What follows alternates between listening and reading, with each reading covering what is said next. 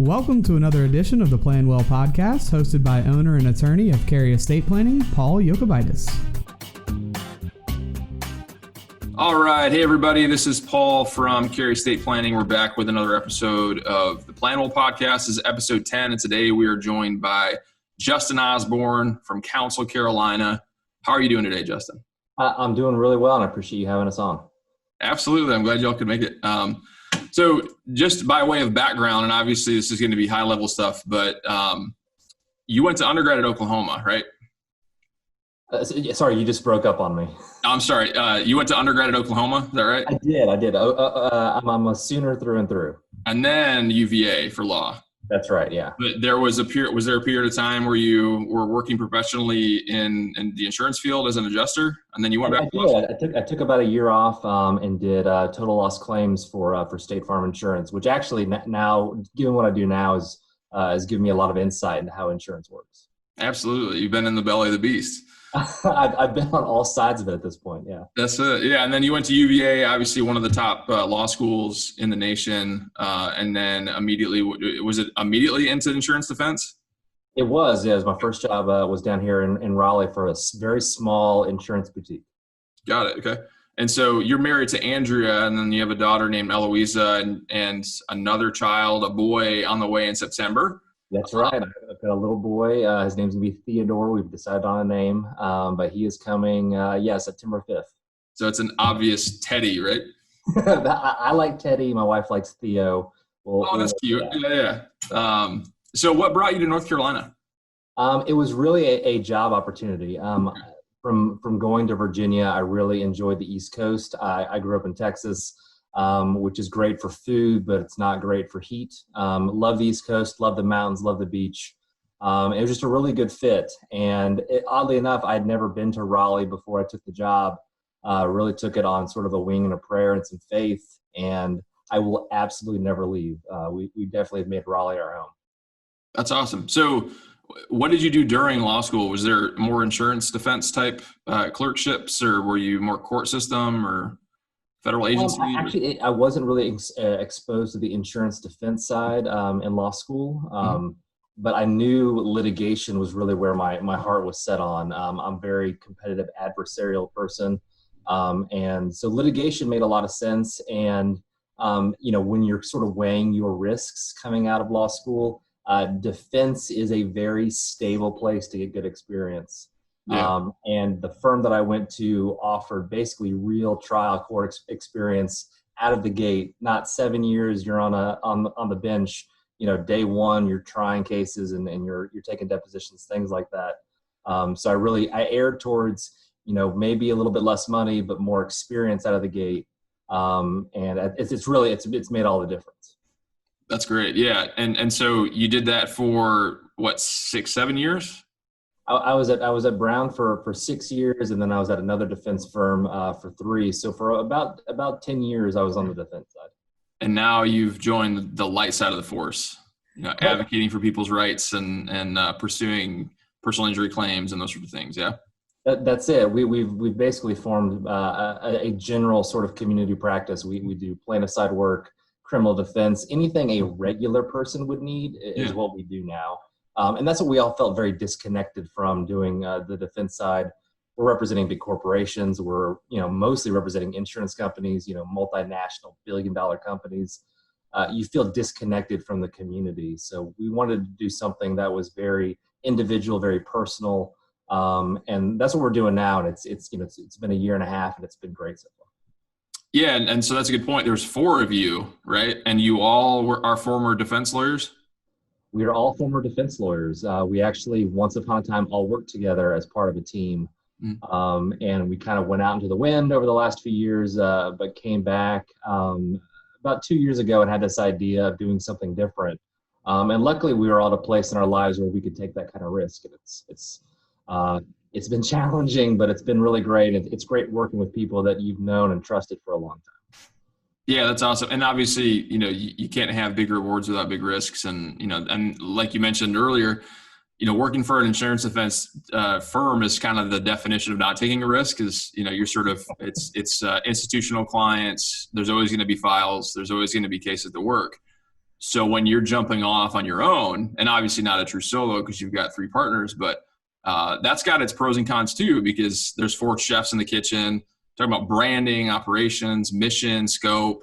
What are we doing? What are we not doing? But then there's the RV. Yeah. And so how did the RV come to be? Yeah, no, we knew, because we're all so risk-minded, we knew having 4 people in a way would mitigate some of our risk. We figured we were lucky enough to have one of my partners, Matt, was in Wilmington for a couple of years and got some great criminal defense experience. Another partner, Joe Budd, who had the chance to do some workers' comp work over the last few years. So we could offer a wide variety of cases and sort of options and services for clients. But that for some reason that didn't seem like enough to us. So we wanted to add this equal access component and have this RV and do these sort of interesting free legal advice events to really bring home this idea that we're trying to be a resource for the community and to do something a little bit differently than everyone else is doing. Got it. And so let's sort of break that up a little bit. So first off, you're doing these pop-ups, right? So you're basically, planning ahead, setting your calendar to go to maybe areas of the city or the county that don't necessarily have the same access to legal representation. And you're bringing your RV into basically shopping center parking lots and stuff like that. That's the gist. And I'll take a half a step back and explain. There is what they refer to as a justice gap in North Carolina. Right.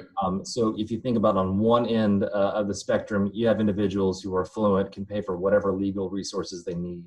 And on the opposite end, you have people who don't have those resources and may qualify for something like legal aid. Although I'll tell you, legal aid is a great organization, but is so incredibly underfunded. Overworked too. There's one person that qualify, or 11,000 people that qualify. There's only one legal aid attorney. Mm-hmm. So in between those poles, you have a huge gap of people whose needs aren't met. And North Carolina, unfortunately, is 47th out of 50th in lawyers per capita. We're one of the most underserved states in the country. 80% of civil legal needs don't get met every year. And I know your audience probably knows this, but there is no constitutional right to a civil lawyer. Right. Whether you're dealing with landlord-tenant, you're dealing with anything that may come up, injuries, estate planning. You can't just go out and get a free lawyer. There's no right to it. Mm-hmm. So given that huge gap of people who are being underserved or not served at all, that is what we've really tried to target. And we do it in a variety of ways. Most of what we do are in these free legal advice events. We do it either on site for a community partner like Alamo Draft House, the Food Hall here in Raleigh, the LGBT Center, where we have basically a walk-in clinic. People can come in and ask questions for free. And we also have a 34-foot branded RV that we go out in. We park in Food Line parking lots, just different places around town, typically in areas where there may not be a law firm nearby. Yep. Or they just don't have that same type of ready access. And a lot of people that we meet tell us, if you hadn't been sitting there that day, I probably wouldn't have talked to a lawyer, because there are just a litany of obstacles that prevent people from actually getting legal help. Well, that's a good point. Is access to justice isn't just, do I have money? It's transportation, it's technology, it's the ability to have after hours representation. I mean, people who will actually, need somebody after work because they otherwise don't have PTO, they can't afford to take a day off, that kind of thing. So I know like a lot of your pop-ups are sort of in non-traditional hours when it comes to lawyers. You're sort of doing part of the workday and then maybe later in the evening or over the lunch hour and that kind of thing. Is that right? That's right. Yeah. I mean, getting to an office from 9 to 5 for some people is impossible. Yep.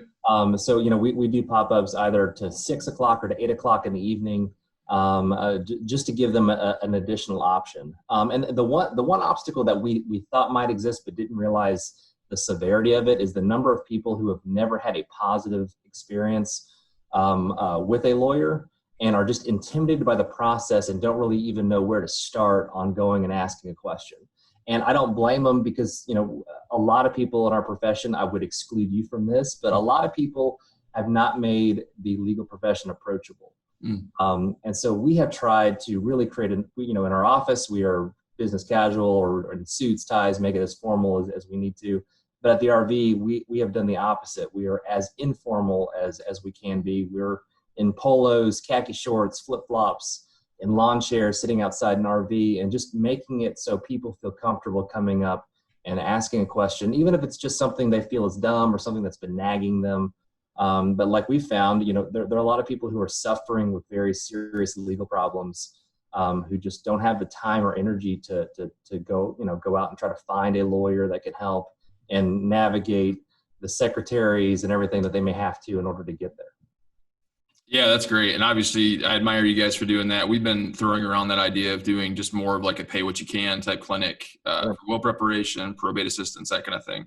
But obviously maybe we'll do a collaboration, right? We probably won't be investing in an RV anytime soon, but we are encouraging people to come right along with us.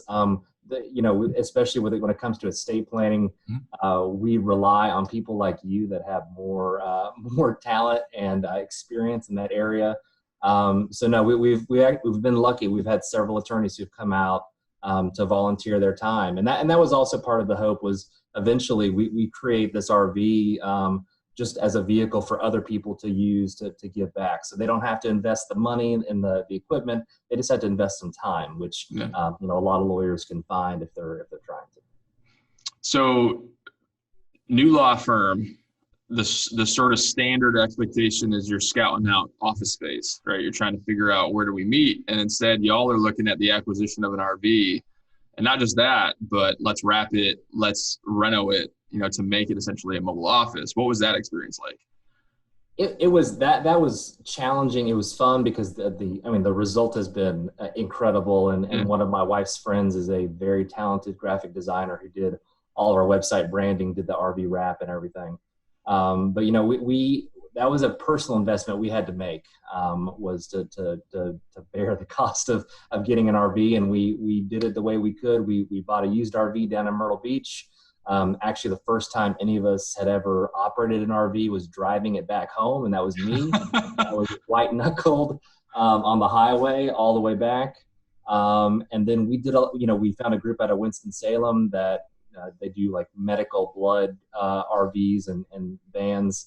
So they did the heavy lifting and converting the inside, and we spent a number of Saturdays installing furniture, painting, and all that kind of stuff. So there was a lot of sweat equity that we put into the RV. And then there's a lot of equity you don't see that we've just on the planning side. And we have to get a lot of permission to pop up places and have had to go take people out to lunch and be really nice and things. So it's been a lot of work, but in our first year, I think, we did 62 pop-ups, and we helped a little over 800 people.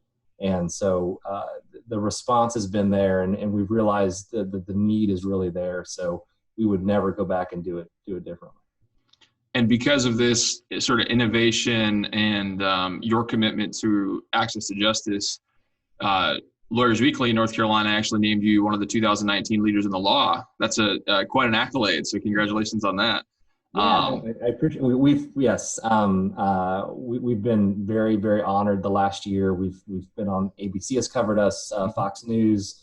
We've been in Raleigh Magazine, some different things. I'd say the award that we're most proud of is we received the Small Firm Pro Bono Award from the North Carolina Bar Association.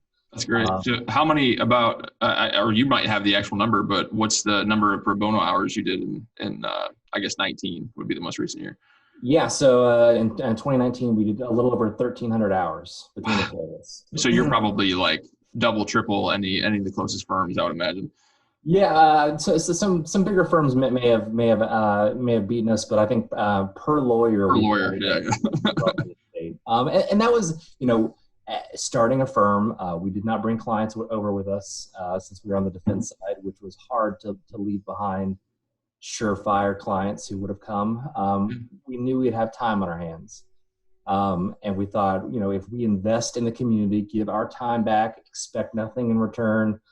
We did really believe that Raleigh and the people that live near us would take care of us. And that's absolutely borne out in the last year and a half. COVID has made things hard where we've had to forego doing some of these events this summer, which has felt strange, kind of like a phantom limb. There's something that we've been doing for so long that all of a sudden is gone. We're hoping to get started again in the fall, assuming things get better. But it's really become, it's not just something we do on the side. It's really become the focus of our firm.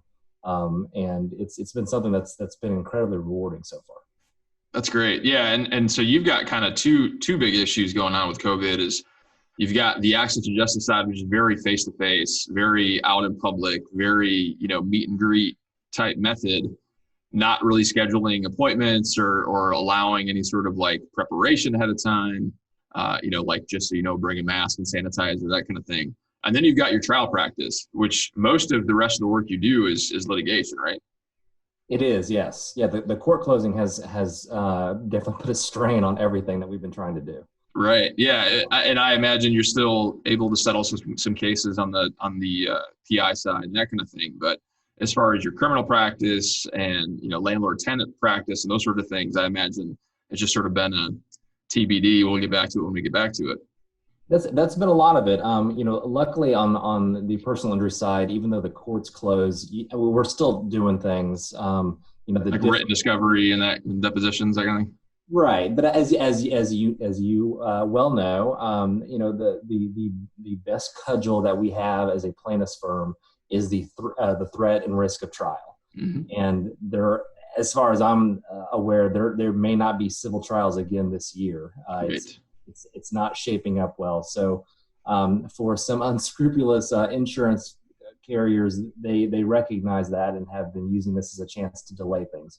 We're doing what we can to kind of keep things sped up, but I think everyone is very much in a wait and see mode on what's going to happen. And then on the criminal side, it's just everything has basically stopped. A few of our clients have been lucky enough to have received, the district attorneys have been dropping some charges and things that are just very, very small in order to sort of clear the backlog. And we think that may continue to happen, which I think is good news on the criminal defense side. Mm-hmm. But no, it's really slowed things down. And there's been a lot of talk on both sides of the bar, what we can do to speed things up through technology and other things. And as I know, and I actually look to you a lot because you're always sort of on the forefront of new technology and adapting those type of sort of cool innovations in a profession that is very slow to innovate. A lot of people are very hesitant about doing remote depositions and hearings and everything else. And I think this is going to force the courts to make some of these sort of older school lawyers just adapt and change with the times. Yeah, I know like e-filing has been sort of on everybody's plate, I guess, for the short term, near term, long term, whatever. I know for Wake County, that I feel like seems like a minimum now. Like at the very least, there was issues I know with the clerk's office where, the riots and whatnot, the property damage downtown basically closed the court and they had to relocate the filing, to another office. And it just so happened that in the same building that they were doing essential filing, they were also doing COVID testing. I was like, that's probably not an effective strategy. Just to make critical essential files, it's you still have statute of limitations, you still have, response dates and that kind of thing on pleading. It's like, are we still really in a reality of paper files, clock stamp with ink and all this kind of stuff? It's like, when are we going to fund the justice system? When are we going to allow for even minimal, access through virtual technology? It's like, it's been slow, and I'm also licensed down in South Carolina. And when you compare the Carolinas, you don't usually think too highly of South Carolina, other than beaches and palmetto trees and things. But South Carolina has e-filing and has for the last 6 or 7 years. Yeah. So North Carolina is just unbelievably behind the curve on very simple changes they could make that would make, one, life easier for attorneys, but two, it also speeds up the process. So people who aren't getting stuck in this quagmire, what just feels like a slow moving machine, because it really is. So e-filing would change that. Anyway, it would prevent things like this from happening. Yeah, and you take the mail out of the equation too. You don't have to wait a couple days past to make sure it wasn't post dated by filing, all this kind of stuff. And you save paper. I mean, for the folks who are environmentally conscious, that I forget that the clerk recently said they have about 4 miles of files or something. It's just an incredible amount of wasted paper that we use in the way we do it now. Yeah, it's crazy. But Now, I know y'all have a varied practice. You help a lot of people in a lot of different ways, but one thing we like to have our podcast guests speak to is just sort of a legal tidbit or, not necessarily strategy, but a sort of bit of know-how as to the average person, things that they should be aware of or things that you're seeing in your practice that are, continuous missteps by people or clients. Mm-hmm. Yeah. So, what the big thing that we hear a lot, or we get questions a lot about, is like, do I need a lawyer? Mm-hmm. That's probably the number one question at the RV is, I have this problem. Preach to the choir. Do I need an attorney? So I've got a couple points for your folks to consider. On the traffic ticket side, if you have a good driving record, say the last 5 years you haven't had anything, you get a speeding ticket, assuming you're not blowing through a school zone or by a school bus or a construction zone, you have as good of a chance of getting it dropped down to a non-moving violation as we do. If you use the term, go down to your court date, you'll find the ADA or whoever, you'll see a line of people who are looking for them, and use the term improper equipment. You got to get as good of a chance as most lawyers do of getting that for you. And that's what I tell everybody. That's probably the number one request is, I got a ticket. Can you help me out? Is like, honestly, you're going to get the same result that I could, I'm sure. That's it. And especially now with the improper equipment, never used to be a thing in Wake County. Like when I was in law school and then shortly after graduation, when Colin Willoughby was the DA, it wasn't even on the table. You could see it in like rural counties, but it wasn't even an option. So your only option was to try to fight it and get it eliminated, or just reduce down to like 5 over, 10 over, depending on what the severity was. But now it's a lot of options. It's like knowing the insider's code. The magic words. The benefit is, it means no insurance points. It means nothing on your license. It just drops it down to a fine that you have to pay. If they say no, all you get to tell them is, I want a continuance, and then get an attorney. That will save you 9 times out of 10. It'll get the same results. And I'll tell you right now, if you hire an attorney, we're just going to go down there and ask for the same thing. That's right. But a lot of times, you got a guy coming down in a suit, and we have it. You develop relationships with these people. We may get a better result just because of relationships, but legally, the legal function, improper equipment is almost always the way to go. The other thing that I will mention, and this has just recently been passed, if you have old criminal charges, or if you have like an old suspended driver's license, driver's license restoration is a huge problem where people essentially get sucked into a cycle of fees and fines that they can't get out of, and then it prevents them from getting a license. And what happens is they still have to drive, which means more citations for suspended licenses. And there are people who literally are in this battle and will never climb out of it. North Carolina has recently passed, you just go to ncfairchance.org, and you can put in your information, and they are actually going through and automatically expunging old criminal, basically non-violent offenses, maybe 10, 20 years ago. And also they're restoring some driver's licenses that have minimal fees that have existed since the 80s or 90s. This has been part of a big, and I credit Justice Beasley for a lot of this. This has been a huge movement in the equal access, sort of what is fair for justice movement. But as opposed to paying hundreds or thousands of dollars to get this taken care of by a lawyer, they're now offering it basically online, where you can just check it out that way. So it's ncfairchance.org. Awesome. Yeah, we'll put that in the show notes. Now, if they could just work on probation fees, and then if we go to cash bail and some other things, then it actually might start to feel fair. Yeah. Right. Exactly. All right. So now we'll go into the hot seat, which is a little bit more fun questions about you, getting to know, what makes Justin tick. So, what is a show that you're currently obsessed with? I just finished it a couple days ago, but Justified. It was my first watch through. Okay. A man out of time story, a sort of a sheriff from the 1800s who's been dropped in Miami, and then he moves back home to Harlan, Kentucky. I watched that through. My wife just called it the cowboy show. She's like, I'm not watching it. She kind of zones out while you're watching it. but it was good, and maybe it left me a little teary-eyed at the end. So it was good. we've been jumping into Alone, which season 6 is on Netflix. It's basically outdoor survival in the Arctic. And it's basically, they give these survival experts, there's like 10 of them, they drop them in this middle of nowhere next to a lake in northern Canada. And they give them 65 pounds of camera equipment, and they're allowed to take 10 items of like a knife or a tarp or all these different, they have 10 items, and then clothing and that kind of thing. They have to fend for themselves. And it is incredibly entertaining. It is so interesting to see how these people function. But that I think has been the highlight of COVID, is there's been some really good TV that's came out. Yeah, we're almost exhausted. I feel like we're exhausting at least what's on Disney Plus and everything. Right. Well, now we have Hamilton coming out on Friday on Disney Plus, so that's a big step. Got a big mark. Yeah, I'm excited. So if you have a few hours to yourself on any given weekend, where are we finding you? What are you doing? That's a fiction one that I have a few hours to myself. Right. The 2.5-year-old, right? 2.5-year-old with a law practice, but no, 90% of my time right now, we have a 1940s home that we moved into that required a lot of updating and renovation. And also we're at the point now where we can just kind of customize it. So in the last year or so, I put in a new mantle for the fireplace and tiled the fireplace and doing built-in bookshelves, painted. So that is consuming every waking moment right now, because we know when little baby comes in September that's all going to stop. Yeah. So that's my part-time job is being the contractor around the house.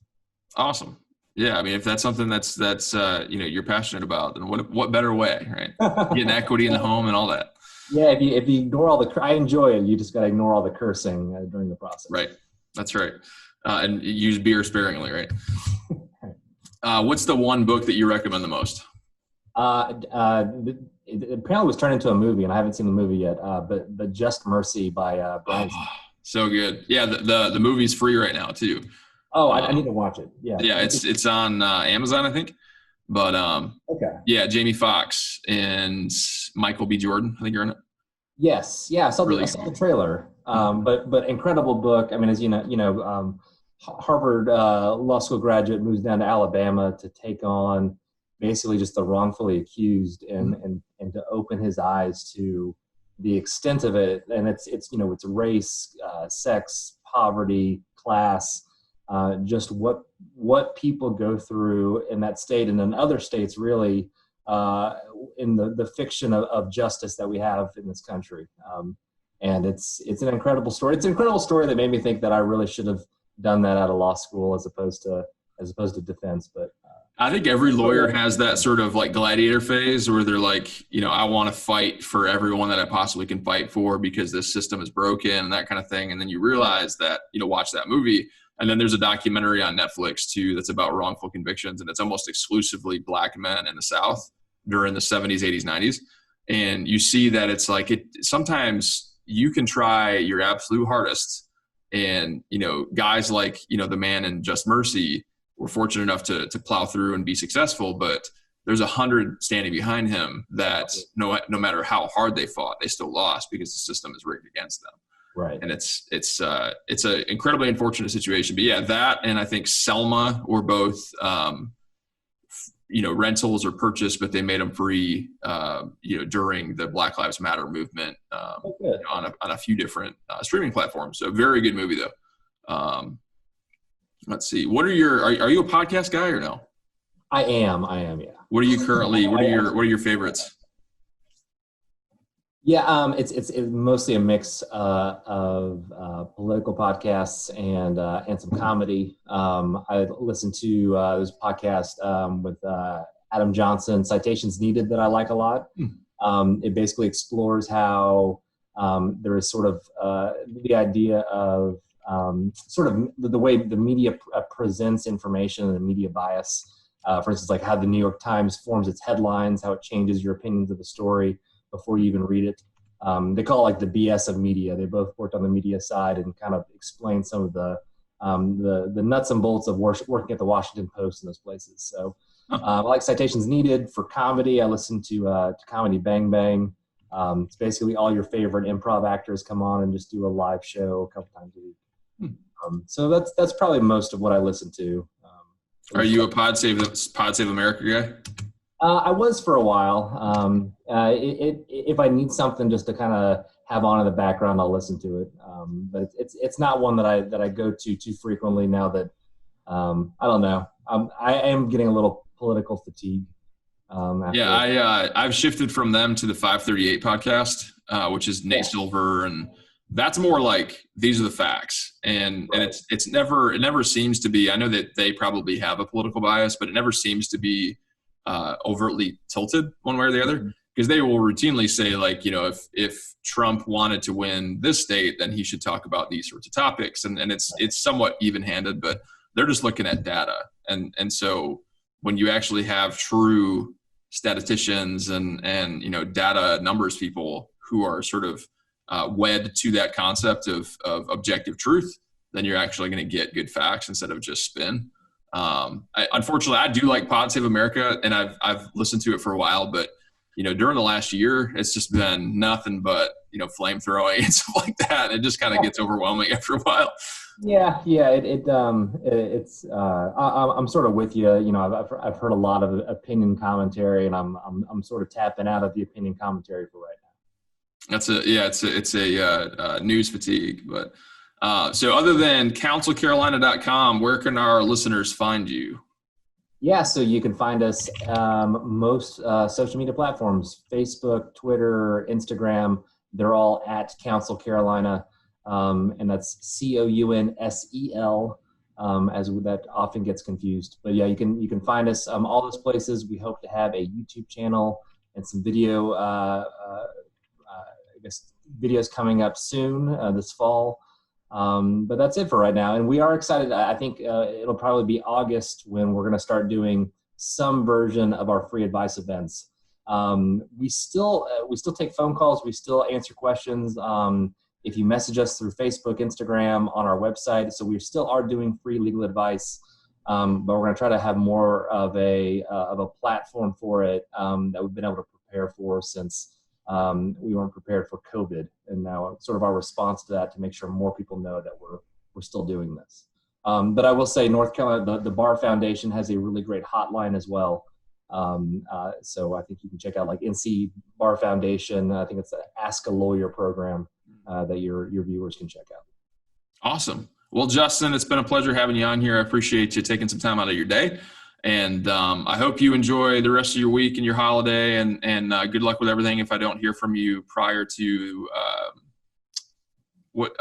Theodore, right? Theodore right. Coming right around Labor Day. How fitting, Labor Day, yeah. That's a dad joke I hadn't thought of yet. So. We have to share, right? It's all for the common good. I appreciate you having us on. Anytime we can reach out to a new audience and explain some of the resources that are available, we appreciate it. It's helpful. Absolutely. Well, that was episode 10 of the Planwell Podcast. Thanks for listening. Look out for more episodes every Friday. This is Paul. That's it for this week's episode. Make sure you like, subscribe, and share. We'll see you all next time.